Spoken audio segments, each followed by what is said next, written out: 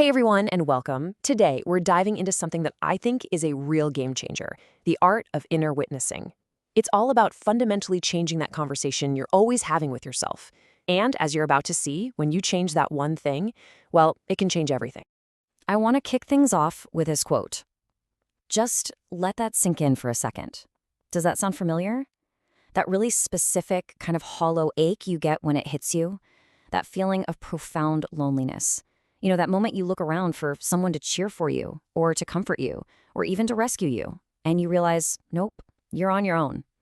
It is a tough, tough feeling. But believe me, it is so much more common than you think. And yeah, that ache, it's a totally universal human experience. It's that weird silence after you've done something amazing and no one seems to notice. Or it's that loud, booming self-criticism that takes over the second you make a mistake.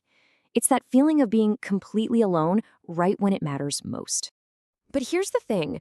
While it feels like that sense of abandonment is coming from the outside world, the real root of it, it's almost always internal. The true source of that ache, more often than not, is a voice that lives right inside our own heads. So, let's talk about this unseen saboteur, the inner critic. Now, it's really important to get this straight. This voice didn't just show up one day to be the villain. It usually starts out as this misguided attempt to protect us, right? To keep us from failing, from being judged, from getting hurt. But over the years, that protective voice can curdle and turn into this relentless, nagging commentary on pretty much everything we do.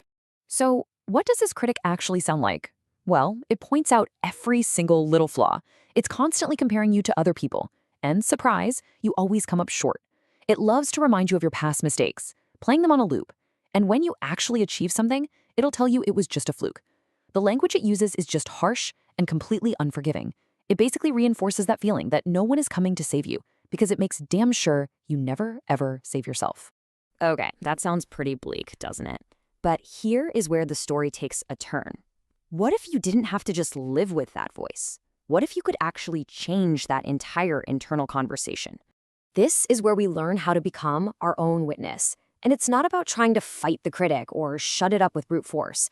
It's about cultivating a totally new, much more powerful presence inside of you, one that can really, truly lead you to healing. So what exactly is this inner witness? Think of it as the calm, steady, non-judgmental part of you. It's the part that can just observe your thoughts and your feelings without getting totally swept away by them.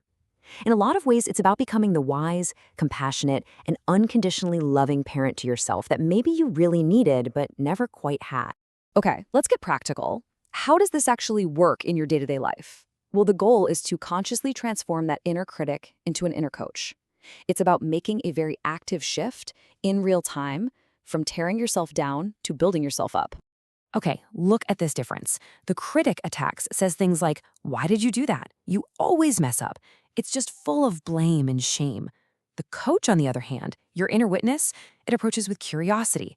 "Wow, that was difficult. What did you learn from it?" The critic screams, "You're not good enough for this." The coach gently counters, "You did the best you could with what you knew at the time." Do you see that? That shift from judgment to genuine understanding is everything. And the whole process can actually be broken down into 3 pretty simple steps. First, just notice the critical thought when it shows up. You don't have to fight it, just acknowledge it's there. Ah, there's that thought again. Second, pause. Just take a breath. Don't react. This little pause is where all your power is. And third, consciously choose a more compassionate, coach-like response. Look, it definitely takes practice, but it is absolutely a skill you can build over time.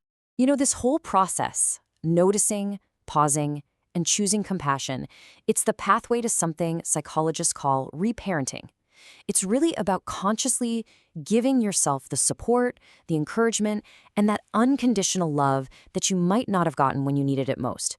And in doing that, you start to heal some of those really old wounds. And this brings us right back to where we started, doesn't it? That strange kind of ache we talked about, it starts to fade away the moment you realize you don't have to wait around for someone else to come.